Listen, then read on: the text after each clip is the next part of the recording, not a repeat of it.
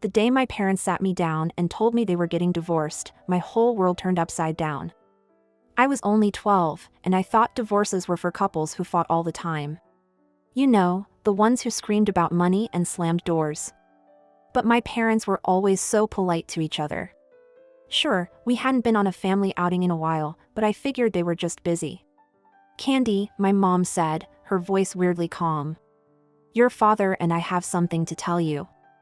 I looked at them, sitting there on the couch, a careful distance between them. Dad cleared his throat.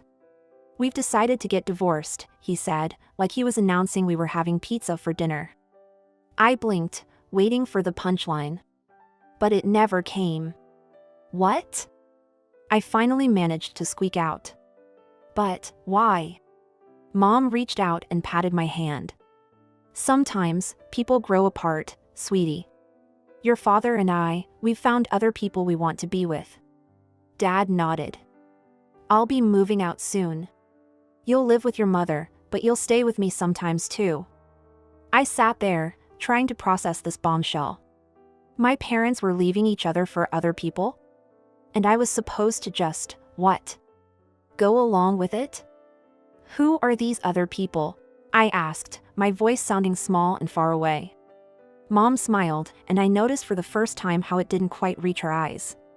"You'll meet them soon. My friend has 2 daughters about your age. Won't that be nice?" Nice? My parents were blowing up our family, and I was supposed to think it was nice? "And my partner has a son," Dad added, like he was sweetening the deal. I stood up abruptly, nearly knocking over the coffee table. "I don't want new sisters or brothers. I want us to stay together." I ran to my room and slammed the door, throwing myself on the bed. I could hear them talking in low voices downstairs, probably figuring out how to rearrange my life some more. I thought about the last few months, how Mom and Dad had taken me out separately. I'd go to the movies with Dad one weekend, then to a cafe with Mom the next. I thought it was cool, getting one-on-one time with each of them. Now I realized it was just the beginning of the end. The next few weeks were a whirlwind. Dad packed his bags and moved out, heading off to live with his new wife. Apparently, they'd already gotten married in some quickie ceremony. She had a son, just like Dad had said. Meanwhile, Mom's new husband moved in with us. He brought his twin daughters, who were a year younger than me. At first, I was kind of excited. I'd always wanted a sister to share secrets with, to stay up late talking about boys and life and all that stuff. The day they moved in, I tried to be friendly. I smiled at the girls and said, "Hey, I'm Candy. Want me to show you around?" The taller one, I think her name was Brittany, looked me up and down like I was something stuck to her shoe. "No thanks," she said, her voice dripping with disdain. "We don't need your help." Her sister nodded in agreement. "Yeah, and just so we're clear, we're not your sisters. You're just extra." Extra. The word hit me like a slap in the face. I stood there, mouth open, as they brushed past me, giggling to themselves. That night, I lay in bed, listening to the sounds of my new family settling in. I felt like a stranger in my own home. The next day, things got worse. I came home from school to find the twins wearing my clothes. "Hey," I said, shocked. "Those are mine." Brittany rolled her eyes. "Mom said we could borrow them." "Don't be so selfish."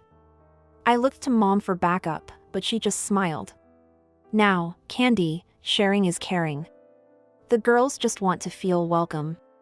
Welcome? They were wearing my favorite shirt. I stomped up to my room, fighting back tears. As the days passed, it became clear that I was no longer the center of Mom's world. She doted on the twins, buying them new clothes and toys. My stuff started disappearing, given away to my new sisters without my permission. One day, I overheard Mom talking to her new husband. "The girls need new phones," she was saying. "We could use the money we set aside for Candy's birthday." My birthday. She was going to skip my birthday for them. When the day came, Mom barely remembered. "Oh, honey," she said distractedly when I reminded her. I'm so sorry, but the girls have a big sports event today. We'll celebrate another time, okay? But we never did. I thought things might be better at Dad's place, where I stayed every other weekend. But I was wrong about that too. Dad's new wife was pregnant, and she had no time for me. And her son? He was a nightmare. One night, I woke up to a tickling sensation on my face. I opened my eyes and saw a huge spider sitting on my nose. I screamed, flailing around in panic. The whole house came running. As the lights flicked on, I saw it wasn't a real spider, but a plastic toy. And there was Dad's stepson, grinning in the doorway. What's going on? Dad's wife demanded, her pregnant belly leading the way as she waddled into the room. Candy woke us all up with her screaming, the boy said innocently. Over a toy. You little, I started, but Dad's wife cut me off. Honestly, Candy, what is wrong with you? Are you some kind of hysterical lunatic? I turned to Dad, expecting him to defend me.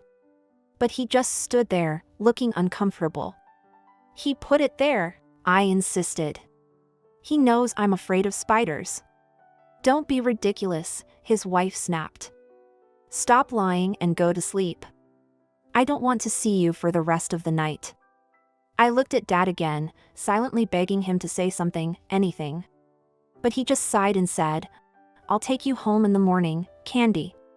As they all filed out, leaving me alone in the dark, I realized something. I didn't have a home anymore. I was alone. Life at Mom's house didn't get any better. The twins, emboldened by Mom's constant praise and attention, became downright cruel. One afternoon, I came home to find my favorite mug shattered on the kitchen floor. The twins were standing there, looking innocent as angels. Oh, Candy, Brittany said, her voice syrupy sweet. We're so sorry. We were just trying to make you some tea, and it slipped. I knew it was a lie. They'd never done anything nice for me, let alone make me tea. But before I could say anything, Mom and my stepdad walked in. What's going on here? Mom asked, eyeing the mess on the floor. Candy broke her mug, the other twin piped up. She got angry and smashed it. My stepdad's face darkened. Without a word, he grabbed my arm and led me to the small storage room at the end of the hall. It was dark and musty, filled with old boxes and forgotten junk. You'll stay in here until you learn to control your temper, he said, pushing me inside. But I didn't do anything. I cried, but he just shut the door, leaving me in darkness. I heard giggling outside the door. It was the twins. Hey, Candy, one of them called through the wood. Did you know this room is full of spiders? Big, hairy ones that come out in the dark. I huddled in the corner, trying not to panic. I knew they were lying, but the darkness seemed to crawl around me. Every little sound made me jump. Hours passed. Nobody came to let me out, not even Mom. When the door finally opened, it was morning. Mom stood there, looking tired. I hope you've learned your lesson, she said. Now get ready for school. I tried to tell her what really happened, but she just waved me off. That was when I realized Mom would always believe them over me. I started spending more and more time at my Aunt Sarah's house. She was Dad's sister, and she lived with her husband, Uncle Tom. They didn't have kids of their own, so they were always happy to see me. At first, I'd just visit for a few hours after school. But those hours turned into days, and soon I was spending weeks at a time with them. One day, after I'd been at Aunt Sarah's for almost a month, my teacher, Mrs. Rodriguez, showed up at Mom's house for a home visit. I wasn't there, of course, but I heard about it later from a neighbor kid who saw the whole thing.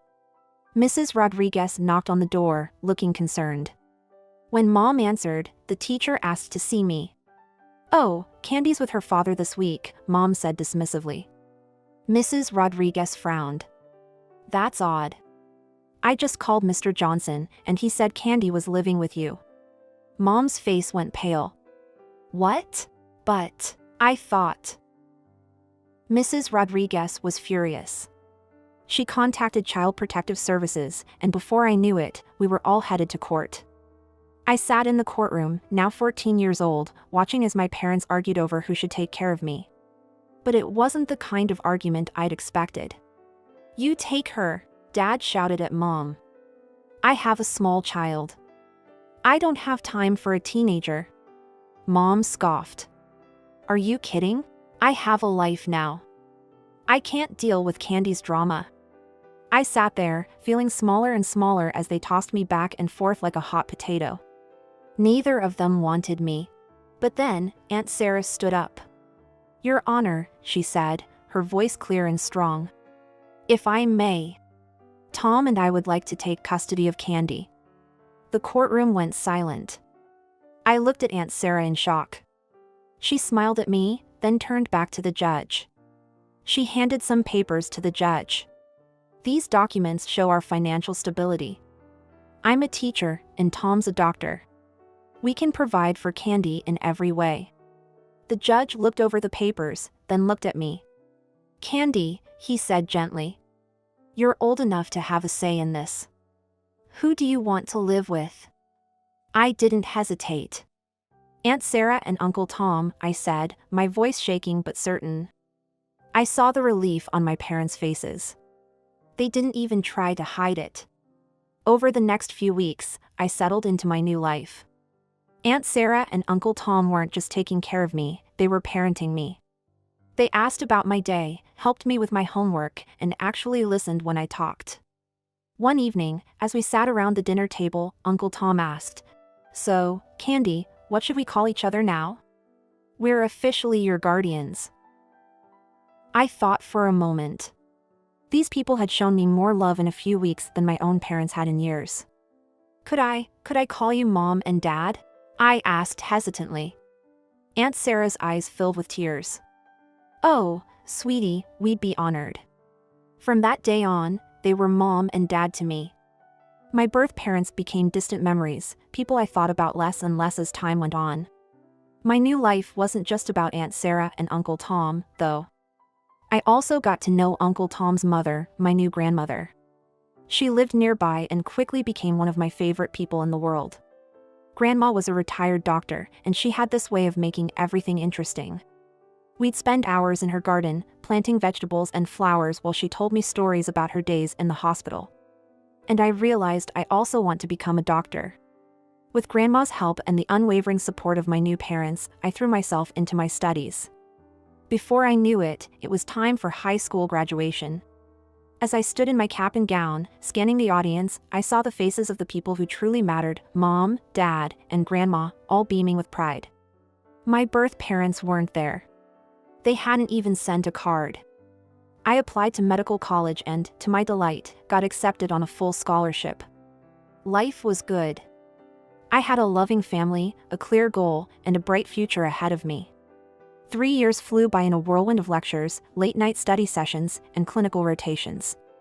Every time I put on my white coat, I felt a surge of pride, knowing I was living the dream Grandma had helped nurture. That's why, when Mom, Aunt Sarah, called me that rainy Tuesday afternoon, I knew something was terribly wrong before she even spoke. "Candy, honey," she said, her voice cracking. "It's Grandma. She's gone." The world stopped spinning. Grandma? Gone? It couldn't be. We had plans to review my latest paper this weekend. She was supposed to be at my graduation in a year. The next few days passed in a blur of tears and hushed conversations. As we gathered for the funeral, I stood between Mom and Dad, Aunt Sarah and Uncle Tom, feeling like a little girl again, lost and scared. But then came the reading of the will. To my beloved granddaughter, Candy, the lawyer read, "I leave my entire estate, including my house and all my savings, amounting of $1,980,000. I gasped, looking around the room in shock. This had to be a mistake. But Mom and Dad were nodding, small smiles on their tear-stained faces. "Grandma talked to us about this," Dad explained later. "She wanted to make sure you had a solid foundation for your future. We agreed it was the right thing to do." As the dust settled and I tried to come to terms with my newfound wealth, life threw me another curveball. My phone started ringing with unfamiliar numbers. When I finally answered one, I nearly dropped the phone in shock. "Candy?" Hi, it's your mother. I hadn't heard her voice in years. Before I could respond, she rushed on. I've been thinking about you so much lately. How are you? Where are you studying? We should catch up. Over the next few days, similar calls came in from my birth father. Suddenly, they were both intensely interested in my life, asking to meet, talking about how much they missed me. Confused and a little suspicious, I mentioned it to Mom and Dad over dinner one night. To my surprise, they burst out laughing. "Oh, Candy," Mom said, wiping tears of mirth from her eyes. "I hate to say it, but I think they might have caught wind of your inheritance." Part of me wanted to ignore them, to pretend I'd never got those calls. But another part, a part one thought I'd long since buried, was curious. What would it be like to see them again? To show them the woman I'd become without their help? Maybe I should meet them, I said slowly. Just to see what they want. Mom and Dad exchanged a look. "If that's what you want to do, we'll support you," Mom said. "But be careful, sweetie. People can surprise you, and not always in a good way." The next day, I found myself standing on the familiar porch of my childhood home. I took a deep breath and rang the doorbell. The door swung open, and there she was, my birth mother. For a moment, we just stared at each other. "Candy," she breathed, her eyes welling up with tears. "Oh, my baby girl." She pulled me into a hug that felt stiff and awkward. Over her shoulder, I could see my stepfather and the twins hovering in the background, plastered on smiles on their faces. Come in," my mother urged, ushering me inside. Dinner was a strange affair. The twins were sickeningly sweet, a far cry from the cruel girls I remembered. "We're so glad you're here, Candy," one of them simpered, Brittany, I think. "We've missed you so much." I caught the flash of irritation in her eyes that belied her words, but I just smiled and nodded. As we ate, the conversation took a turn. My mother glanced around the dining room, sighing dramatically. "This old house," she said, shaking her head. "It's seen better days, hasn't it? The roof needs replacing, and don't even get me started on the plumbing." I took a sip of water, saying nothing. My stepfather chimed in. "And of course, with the girls heading to college soon, well, you know how expensive that can be." I pretended to be very interested in my mashed potatoes.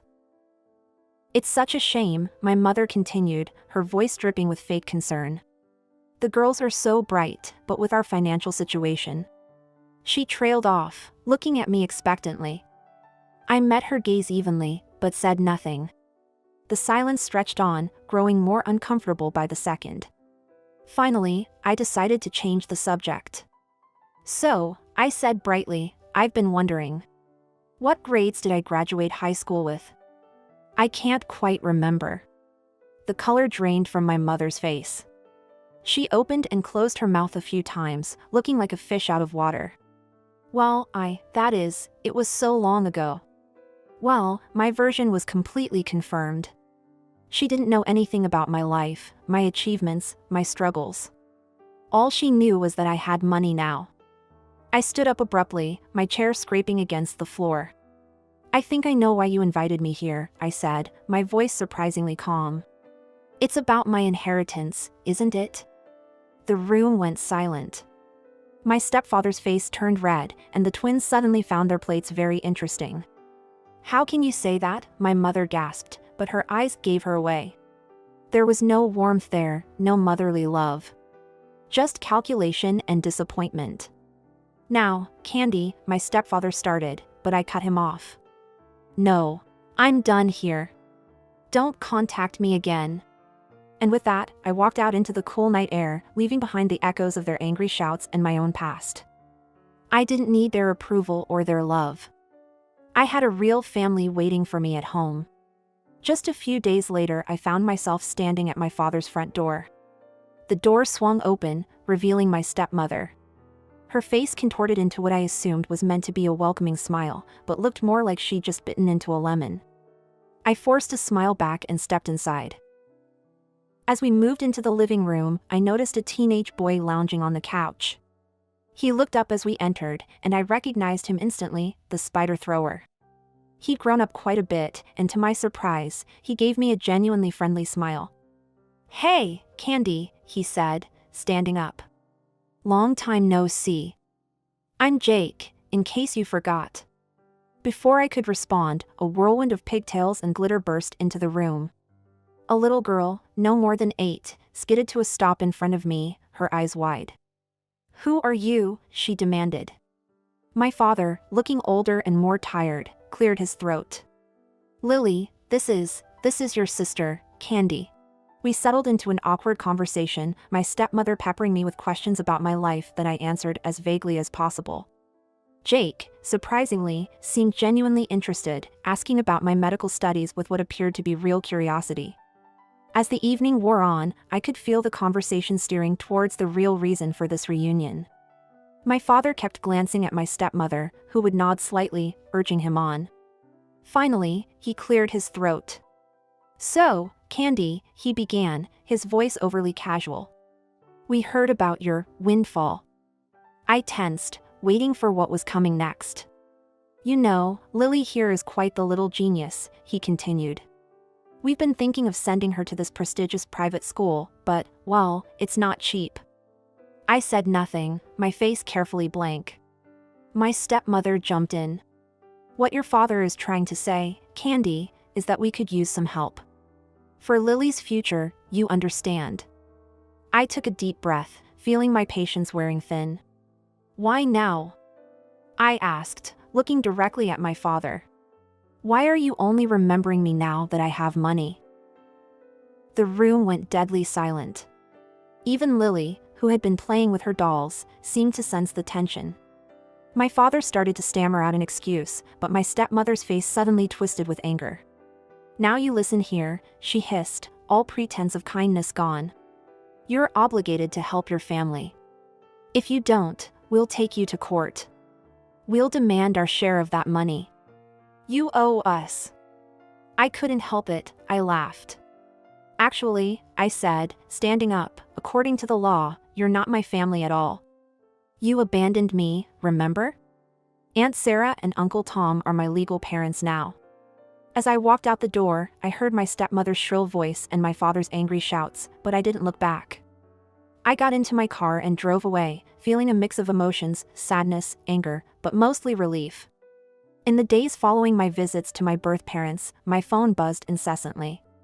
Calls, texts, and voicemails poured in from both of them, each more desperate than the last. "Candy, please," my mother's voice pleaded in one message. "We're about to lose the house. We'll be on the streets. Don't you care?" My father's approaches ranged from guilt-tripping to outright demands. "After everything we've done for you," one text read, "this is how you repay us?" I let them all go unanswered. I focused instead on my studies, throwing myself into my final year of college with renewed determination. One evening, as I was poring over a particularly complex cardiology textbook, my phone lit up with an unfamiliar number. Hesitantly, I answered. "Hello? Candy? It's Jake. You know, your, stepbrother, I guess? Look, I know this is weird, but I wanted to apologize. For the spider thing, years ago. It was a really crappy thing to do." I found myself smiling despite everything. "Jake, that was ages ago. Water under the bridge." "No, really," he insisted. "I've felt bad about it for years. I wanted to say sorry sooner, but you never came back after that. And I swear, this isn't about the money or anything. I guess I wanted you to know I'm not that stupid kid anymore." His sincerity was touching. "I appreciate that, Jake, really." We ended up talking for over an hour. Jake was in his first year of college, studying engineering. He was funny and self-deprecating, nothing like the bratty kid I remembered. By the end of the call, we'd agreed to meet up for coffee the next week.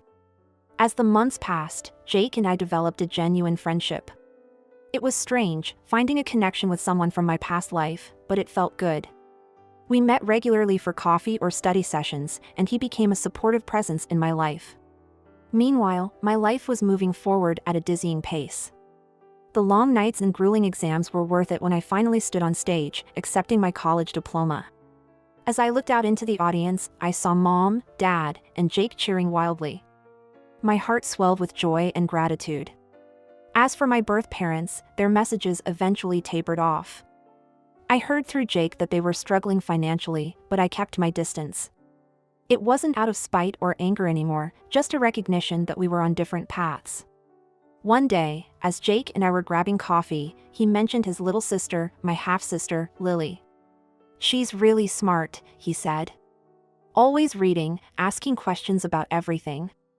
But my dad and stepmom, they're not exactly encouraging it." I thought about the bright-eyed little girl I'd met briefly. "Maybe," I said slowly, "I could help with her education. Set up a college fund or something. Not for them, but for her." As I drove home that evening, I reflected on the journey that had brought me here. The pain, the abandonment, the unexpected inheritance, it had all led me to this moment. I was Dr. Candy Johnson now, with a bright future in medicine ahead of me. I had a family who loved me, a true friend in Jake, and the means to make a difference in a young girl's life. My name's Grace, and I used to think I had it all figured out. A great job as head of marketing, a loving husband Mark, and a comfortable life. I was paying off our mortgage with my own salary, feeling pretty damn proud of myself for being financially independent. Family was a big part of our lives, too. Mark had a younger brother, Tom, and their mom, Linda, was always around. Their dad had passed away years ago, so the boys made it a point to look after her. I found it touching, honestly. It made me love Mark even more, seeing how he cared for his family. Linda seemed to like me well enough at first. We'd chat over coffee during family gatherings, and she'd always ask about my work. "Marketing, huh?" she'd say, nodding approvingly. "Sounds important." It felt good to have her approval. I wanted to fit in with Mark's family, to be part of their tight-knit group. Our first few years of marriage were filled with weekend barbecues, holiday dinners, and impromptu game nights with the extended family. I remember one Thanksgiving, all of us crammed around Linda's dining table, laughing and talking over each other. "Pass the gravy, will ya?" Mark's uncle bellowed from the end of the table. "You've had enough gravy, old man." Linda shot back, but she was grinning as she handed over the boat. I looked around the table, taking in the familiar faces, feeling a sense of belonging. This was my family now, too. The first cracks started to show during a New Year's Eve party at Linda's house. I was in the kitchen, refilling my glass of wine, when I overheard Linda talking to Mark and Tom in the living room. "Did you see what Carol's wearing?" Linda snickered. "That dress must have cost all of $5. I froze, my hand on the bottle. Carol was Mark's cousin, a single mom struggling to make ends meet. "I'm just saying," Linda continued, her voice dripping with disdain. "Some people should know their limits. Don't try to play with the big boys if you can't keep up." I felt my cheeks burn with secondhand embarrassment. This wasn't the warm, welcoming family I thought I knew. I peeked around the corner, watching as Linda leaned in conspiratorially to her sons, all three of them giggling like schoolchildren. As time went on, I couldn't ignore the growing unease I felt around Linda. What I'd initially brushed off as harmless teasing started to look a lot more like meanness. And it wasn't just Carol who was in her crosshairs. At every family gathering, Linda would huddle with Mark and Tom, their heads close together as they whispered and snickered. Their eyes would dart around the room, landing on various relatives and friends, before they'd burst into muffled laughter. One Easter Sunday, I couldn't take it anymore. Linda was holding court in the living room, Mark and Tom flanking her like loyal subjects. "Did you see Janet's new car?" Linda was saying, her voice low, but not low enough. "Probably got it from the buy here pay here lot. I bet she'll be paying it off until she's 80. Before I knew what I was doing, I was on my feet, marching over to Linda's little group. "Hey," I said, my voice sharper than I'd intended. "Don't you think that's a bit much? Janet can probably hear you." The room went silent. Linda's eyes narrowed as she looked up at me. Well, she said, her voice dripping with sarcasm. Looks like we've offended your delicate sensibilities, Grace. Mark and Tom exchanged uncomfortable glances. I just think it's rude, I pressed on, my heart pounding. Why do you always have to put people down? Linda's fake smile disappeared. If you don't like it, you don't have to listen. Why don't you go sit somewhere else? I felt like I'd been slapped. I looked at Mark, expecting him to back me up, but he just stared at the floor. Fine, I said, my voice tight. I will. From that day on, family gatherings became a special kind of hell. I'd sit alone, nursing a drink, while Mark stuck to his mother's side like glue. He'd throw me apologetic glances now and then, but he never came to sit with me. Why don't you ever stand up to her? I asked him one night after a particularly awful dinner. Mark sighed, running a hand through his hair. She's my mother, Grace. What do you want me to do? I want you to tell her she's being cruel. I want you to have my back. But he never did. And slowly, I started finding reasons not to go to these family events. Work emergencies, migraines, anything to avoid the cold stares and whispered insults. Then, just when I thought things couldn't get more complicated, life threw me another curveball. I was pregnant. I stared at the little plastic stick in my bathroom, my heart racing. 2 pink lines. Clear as day. Mark, I called out, my voice shaky. Can you come here? He appeared in the doorway, his face concerned. What's wrong? Wordlessly, I held out the test. His eyes widened as he took it from me. He pulled me into a hug, and for a moment, I felt like maybe everything would be okay. Maybe this baby would bring us closer together, heal the rifts that had been growing between us. But life had other plans. The pregnancy was rough from the start. Constant nausea, dizziness, and a perpetual threat of miscarriage kept me on edge. My doctor put me on bed rest, which meant working remotely. As the weeks went by, my condition worsened. My eyesight started to deteriorate rapidly, a rare complication that my doctor said could be temporary, but might also be permanent. Squinting at my laptop became impossible. With a heavy heart, I had to quit my job. I needed Mark more than ever, but he seemed to be drifting away. He'd come home late from work, citing extra projects or drinks with colleagues. More often than not, I'd fall asleep alone, the echo of the front door closing jolting me awake in the middle of the night. The day of my C-section arrived faster than I expected. My eyesight had worsened to the point where the doctors insisted on the procedure. Natural birth was just too risky. As I lay on the cold operating table, my heart raced with a mix of excitement and fear. Where's Mark? I asked the nurse, my voice trembling. She gave me a sympathetic smile. Your husband's in the waiting room, dear. He said he'd rather stay there. The surgery went smoothly, and soon I heard the most beautiful sound, my son's first cry. As they placed him on my chest, I felt a rush of love so intense it took my breath away. Later, in the recovery room, Mark finally showed up. His face was a mask of discomfort and annoyance. Look, Grace, I gotta say something. This whole thing? It's not right. I blinked, confused. What do you mean?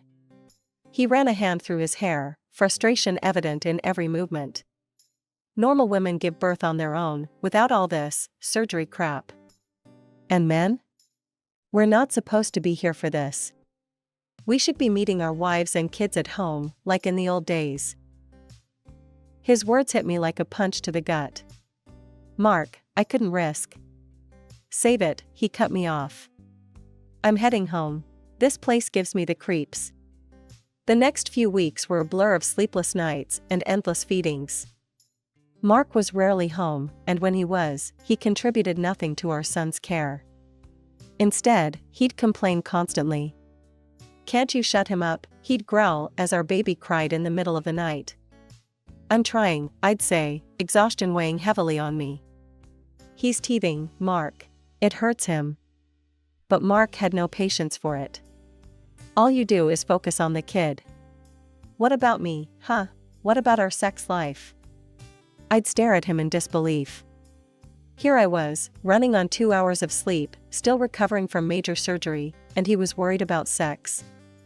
As the weeks turned into months, Mark's dissatisfaction grew. One evening, as I was trying to soothe our fussy 6-month-old, he dropped a bombshell.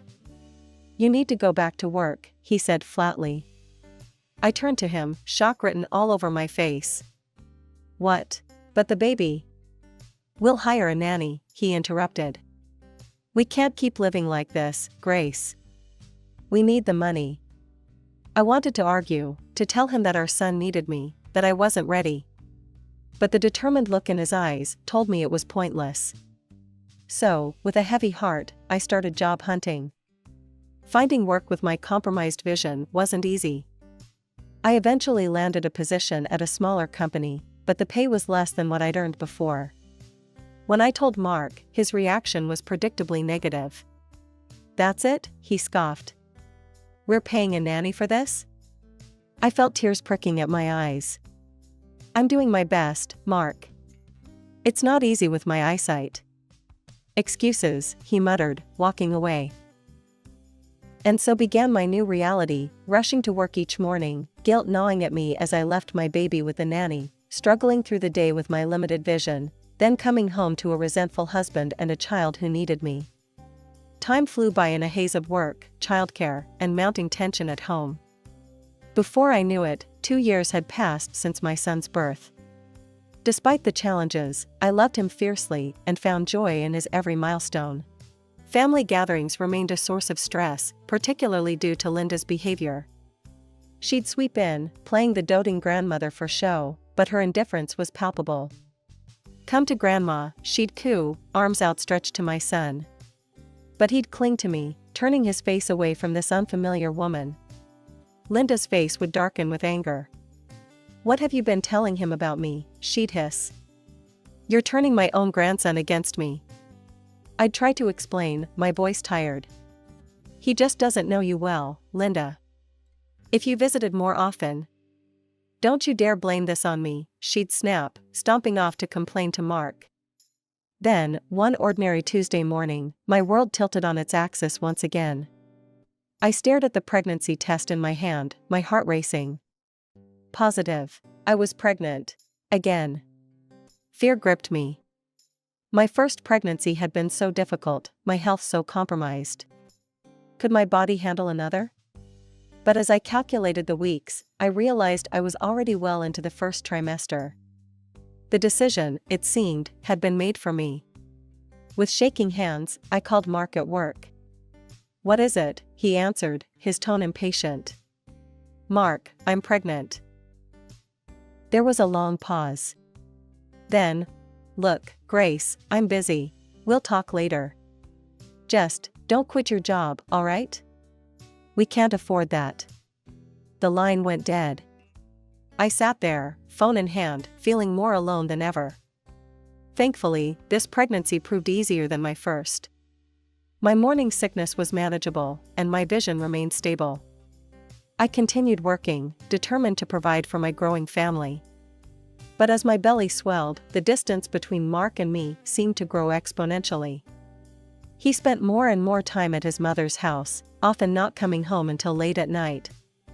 One evening, as I struggled to put our son to bed while balancing my swollen belly, Mark walked in. "Hey," I said, hopeful for some help. "Can you read him a story? I'm exhausted." Mark glanced at us, then at his watch. "Can't. I promised Mom I'd help her move some furniture." "Don't wait up." As the door closed behind him, I felt a tear slide down my cheek. I looked at my son, his big eyes staring up at me trustingly, and at my rounded belly, home to a child I already loved fiercely. As my 7th month of pregnancy rolled around, I found myself preparing for Thanksgiving. Guests started arriving in the afternoon. My parents came early, my mom immediately rolling up her sleeves to help in the kitchen. Friends and relatives trickled in, filling our home with chatter and laughter. Just as I was about to serve dinner, the doorbell rang. It was Tom, Mark's younger brother, and to everyone's surprise, he had a woman with him. "Everyone, this is Melissa," Tom announced, beaming. "My fiancé." The room fell silent for a moment before erupting in congratulations. I plastered on a smile, trying to ignore the twinge of jealousy at the way Mark's eyes lit up at the sight of his brother's happiness. Linda arrived shortly after, her eyes widening as she took in Melissa. "Well, well," she said, her voice dripping with approval. "Aren't you a sight for sore eyes?" Throughout dinner, Linda fawned over Melissa, peppering her with questions and hanging on her every word. I tried to focus on being a good hostess, but I couldn't help overhearing their conversation. "So, Melissa," Linda said loudly, ensuring everyone could hear. "Tom tells me you're a manager at National Bank. How prestigious." Melissa nodded, looking slightly uncomfortable. "Yes, I've been there for about 5 years now." Linda beamed. "You must be doing very well for yourself. Unlike some people who can only pop out babies and breed poverty," she added, throwing a pointed look in my direction. I felt my cheeks burn with humiliation. My mother tensed beside me, ready to speak up, but I placed a hand on her arm, silently pleading with her not to make a scene. "You know," Linda continued, her voice sickeningly sweet, "Melissa here makes $15,000 a month. Now that's the kind of daughter-in-law I've always dreamed of. Smart, beautiful, successful." Tears pricked at my eyes as I remembered the years I'd spent supporting our family, paying the mortgage, building a career I was proud of. All of that seemed forgotten now. "I think we should continue this lovely evening somewhere more suitable," Linda announced, standing up. "Melissa, dear, why don't we all go to that new restaurant downtown? My treat, of course." Before I could process what was happening, Linda, Mark, Tom, and Melissa were heading for the door. Mark didn't even glance back at me as they left. The remaining guests shifted uncomfortably in their seats, the festive mood thoroughly ruined.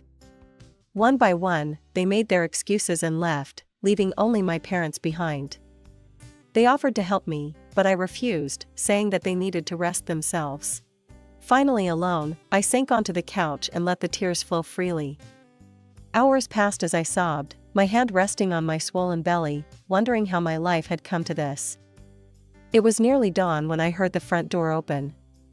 Mark stumbled in, reeking of alcohol and cigarette smoke. He didn't say a word as he made his way to the bedroom. With shaking hands, I picked up my phone and opened social media. There they were, Linda, Mark, Tom, and Melissa, grinning for selfies at an expensive nightclub. The caption read, "Best Thanksgiving ever with my real family." As my due date approached, I felt a mixture of excitement and anxiety. The doctors had scheduled my C-section, insisting it was the safest option given that it had been less than 3 years since my last one. I tried to focus on preparing for our new arrival, but I couldn't shake the feeling that something was off with Mark. One chilly winter afternoon, I found him unpacking bags full of summer clothes. "What's all this?" I asked, puzzled. Mark shrugged, barely meeting my eyes. "Just saw a good sale. Thought I'd update my wardrobe." It didn't make sense, but with the impending birth occupying my thoughts, I pushed my suspicions aside. I'd been meticulously saving money in a separate account, determined to take a couple of months off work to recover and bond with the new baby. My workplace had approved 2 months of unpaid leave, which was a relief. I'd set aside enough for the mortgage, bills, and even a babysitter for our 3-year-old. For once, I felt prepared. 3 days before my scheduled C-section, chaos erupted. I was resting on the couch when Mark burst through the door, Linda hot on his heels. "Hurry up," Linda barked as Mark rushed to our bedroom. I struggled to my feet, waddling after them. Mark was throwing clothes into a suitcase, the summer clothes he'd bought. "Mark?" I said, my voice rising with panic. "What are you doing?" He barely glanced at me. "Tom's getting married in Hawaii. We're all going." The world seemed to tilt beneath my feet. "What? But my C-section is in 3 days. Who's going to take care of our son?" Mark zipped up his suitcase, finally meeting my gaze with cold indifference. "You'll manage. You always do." Before I could respond, he brushed past me, Linda ushering him out. The door slammed, leaving me in stunned silence. Reality crashed over me like a tidal wave. I scrambled for my phone, hands shaking as I checked our joint account. Empty. All the money I'd saved, gone. With trembling fingers, I dialed Mark's number. He answered on the final ring. "What?" he snapped. "The money," I choked out. "All our savings. Where is it?" There was a pause, then a cold laugh. "We needed it for Tom's wedding gift. Don't be so greedy, Grace." The line went dead. A sharp pain lanced through my abdomen. I looked down in horror to see a puddle forming at my feet. My water had broken. Panic seized me. I couldn't go into labor now. The risk to my previous C-section scar was too great.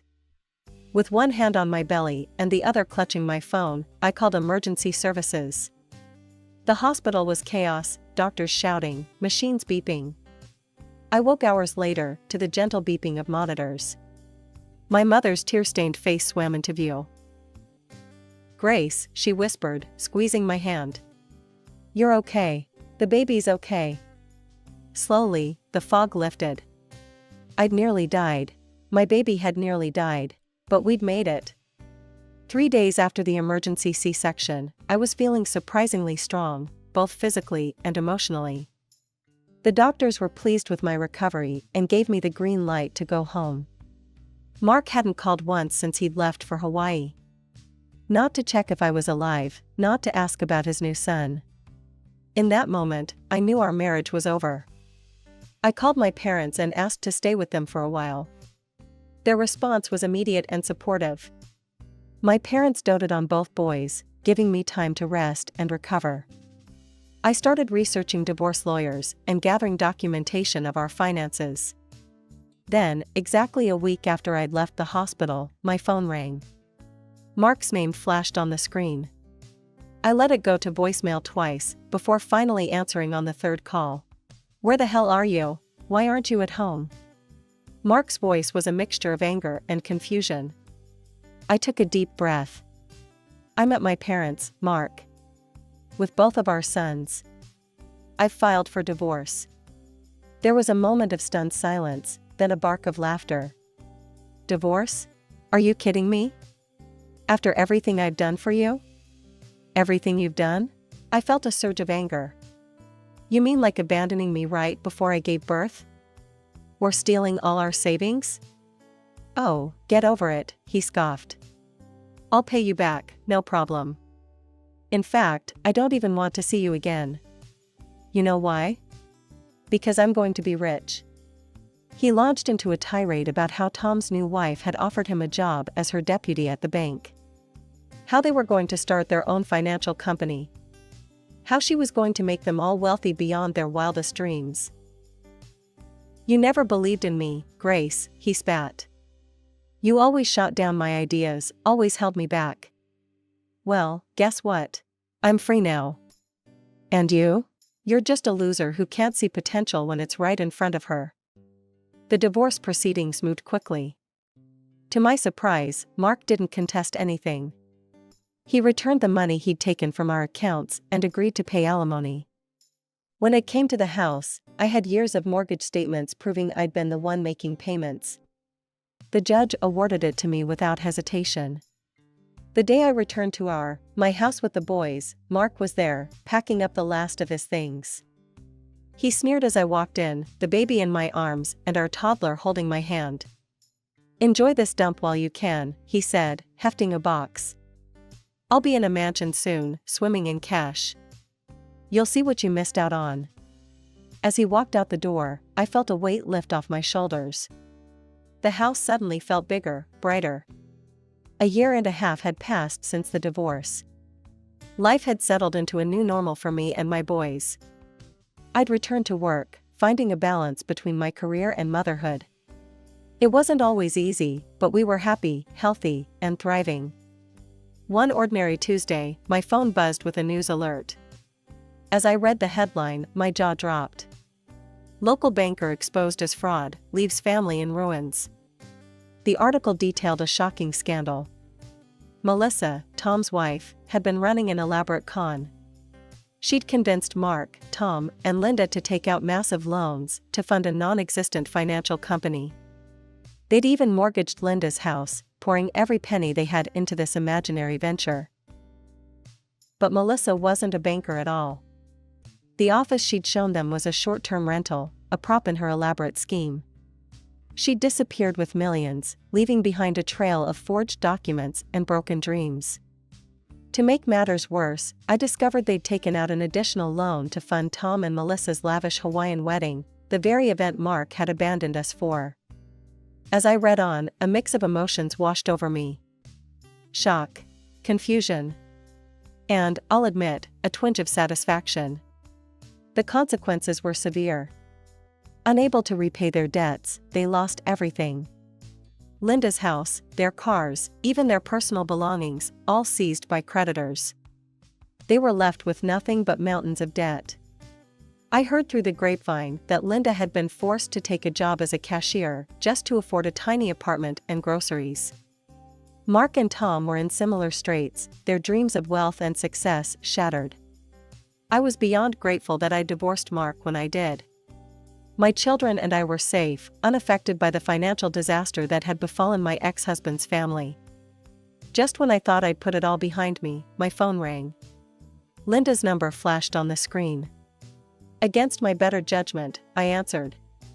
Grace? Linda's voice was small, a far cry from her usual imperious tone. We need your help. She launched into a plea, asking if they could stay with us. The children need their father and grandmother, she insisted. You can't leave family in trouble. I took a deep breath, memories flooding back, of Thanksgiving humiliation, of being abandoned before my C-section, of the countless times they'd belittled and dismissed me. Family? I said, my voice steady. You weren't concerned about family when you left me alone, pregnant, and in danger. You weren't concerned about family when you stole my savings. You weren't concerned about family when you called me a loser. Linda started to protest, but I cut her off. I'm sorry you're in this situation, Linda. But I'm not responsible for the choices you, Mark, and Tom made. My priority is my children, and I won't expose them to the chaos you've created. Please don't contact me again. I hung up, then immediately blocked her number. As I set down the phone, I felt a weight lift off my shoulders. It was done. Truly done.